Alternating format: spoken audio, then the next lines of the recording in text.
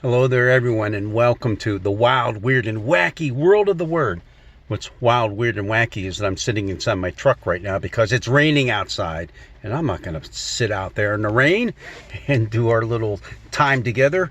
Nope. But we're going to look at something that came from our Old Testament reading for this past week that we're going to have tomorrow in church, and that's from Malachi. Malachi, the 4th chapter. Verses 1 and 2. Now, there's a couple wild and weird and wacky things about this. And the first being the way that the chapters are assigned to it in our English Bibles. It's way different than the way it's assigned to the Hebrew text. So that gets us a little messed up, and it kind of messes us up this week too, because our reading is from chapter 4 verses 1 and 2, but really that's right in the middle of a longer section, and in the Hebrew Bible we're still in chapter 3 at this point. In fact, it's chapter 3 verse 20. So that's one wild and weird and wacky thing about it. But the really interesting thing is the way it starts.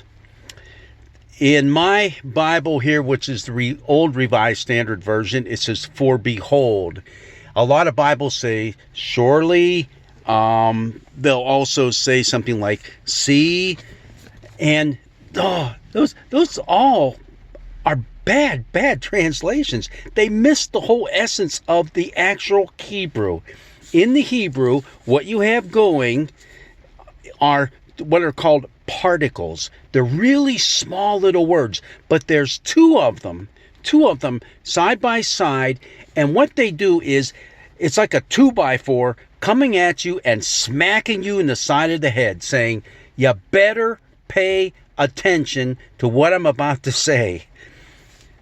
Behold, the day comes burning like an oven, when all the arrogant and all evildoers will be stubble.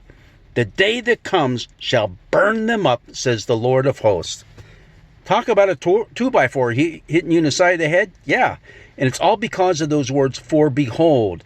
In other words, you better wake up, and wake up right now. One of those particles that I mentioned, they're called particles in the Hebrew. The first one is ki, and it's known as like a causative word, or it can also be an assertive type of word. It gives the reason why what's about to happen is going to happen, but also it underscores that you better be paying attention. So that alone would have been enough, but no, we have two particles going on here. The other one is the nina, which is a presentative particle, as they call it, which means, all right, you got to watch this. You look what comes next right now. Pay attention to it. If you miss out on it, you're going to pay the price. So these are two words, two little small words called particles in the Hebrew that really say, this is it. You got to pay attention. Now, why is it saying that? Well, that's why you have to go back and read chapter 3, the whole thing, the chapter 3 of our English Bibles. Because it talks about all the things that the people of Israel are still doing wrong. I mean, they've learned no lessons at all from their time that they spent in captivity in Babylon. Even those who were left behind and had some puppet rulers ruling over them, but things weren't too good then either for those people. Now they're all back together. Things still aren't going right. They're still not worshiping Yahweh correctly. They're not taking care of one another. There's a lot of social injustice going on. I mean, it's a mess. And that's why it comes down to our chapter 4, verses 1 and 2. Behold, the day is coming. What day? The day of the Lord. That's what we find in the book of Malachi. We find it in some of the other minor prophets as well. And it all boils down to, you better watch out. Hey, don't we tell our kids that about Santa Claus? We're not talking Santa Claus here. We're talking Yahweh. But listen, There is word of hope in here.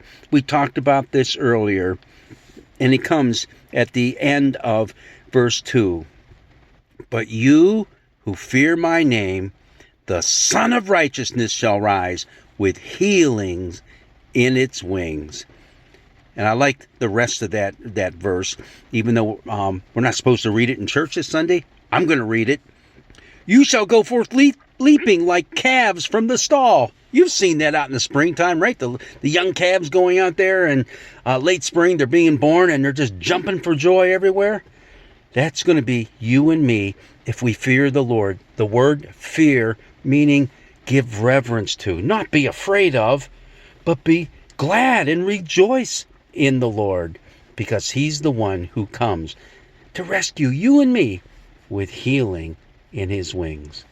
God's blessings be with you.